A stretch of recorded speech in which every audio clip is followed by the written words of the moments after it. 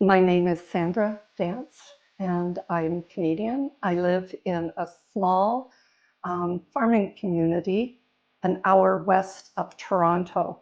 The name of the community is Ayr, A-Y-R, Ontario. It's about 5,000 people. I'm studying Spanish. Um, and where I live in Canada, I don't have access to Spanish courses. I have taken some courses at our local university, but they aren't available to me now. And so what I've decided to do is travel and learn Spanish in Spanish-speaking countries.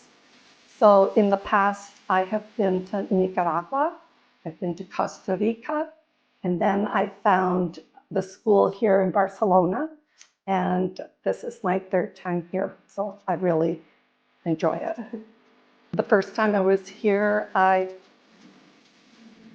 stayed at a hostel, and the hostel was near the continuing education office for the University of Barcelona. And I saw the course that was being offered in Estudios Hispánicos.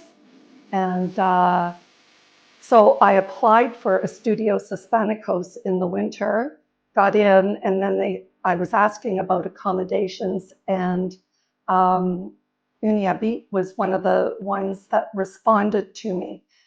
It was on their list of residents that were available. And I have to say, not everybody got back to me, but I found that Unihabit did, and it's been a really good relationship.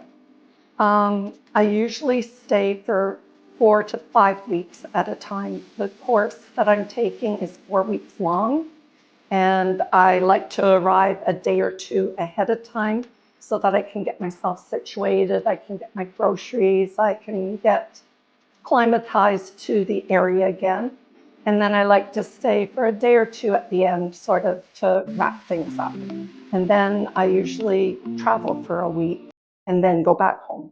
So each year I choose a different place to go afterwards. So for example, the first year I went to Sevilla, and then last year I went to Valencia. And I think this year I'm going to go to Tarragona. I like that I have my own room.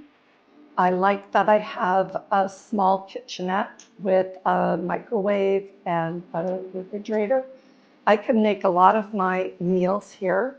And then what's even nicer is that downstairs there is a number of cooking stations that I can make something up for the whole week that I might, separate into separate meals, or I can just make up a small meal. And it's everything that I need for one person. And I have the security of having other people around me, people that work here. You talk to them, you get to know them, and they're aware that sort of your comings and goings. And being a solo traveler, it's just nice to have somebody around that kind of knows you. So I talk to the people in reception all the time. If I have any questions, they will answer them. Like sometimes I didn't know how to use the stovetop, and somebody showed me. So, yeah. With the Canadian dollar and the euros, it's not inexpensive, but it's cheaper than staying in a hotel. It's easier than renting an apartment for 1 month. Everything that I need is here, and it's very close to the university and my course. So I don't have to get on the metro. I don't have to take a bus. I can walk from here. I like that I can make arrangements to come, and I know that, when I get here, I'll be well looked after. And the communication that I've had with the administration team during the winter, I haven't had any problems with anything. And like I said, it's my third time, so you guys are doing great. I like my room. Like it's comfortable. It has a good area to work at. The bed's comfortable. I can read. I can do whatever.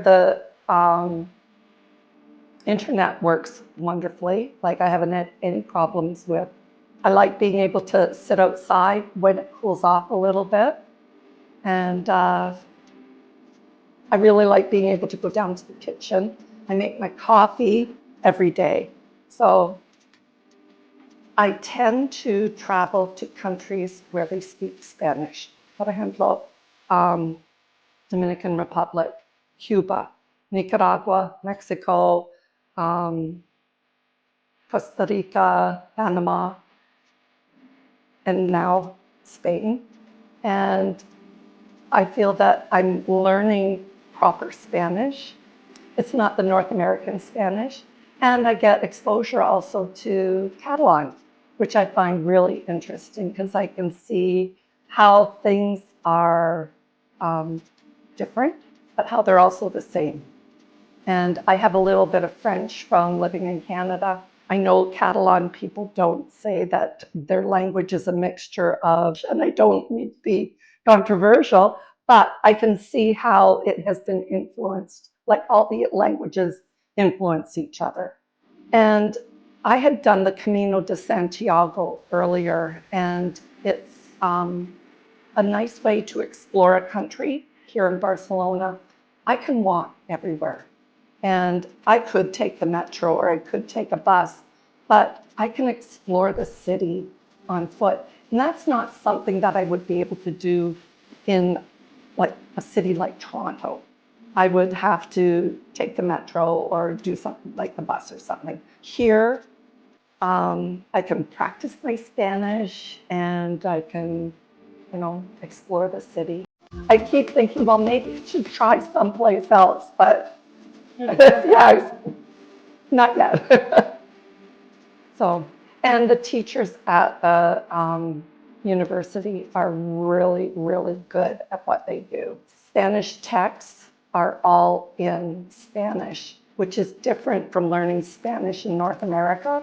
In North America, your text is in English and the concept is in Spanish, but the explanation to you is in English. And there is something that gets lost in that translation. How the teachers here, the professores, try to, when they realize that you're not understanding a concept, they don't switch to English and explain it to you. They break it down further into Spanish that you can understand. And it just helps integrate the language into you more, learning Spanish in a Spanish-speaking city. Yes, and I've already told them that.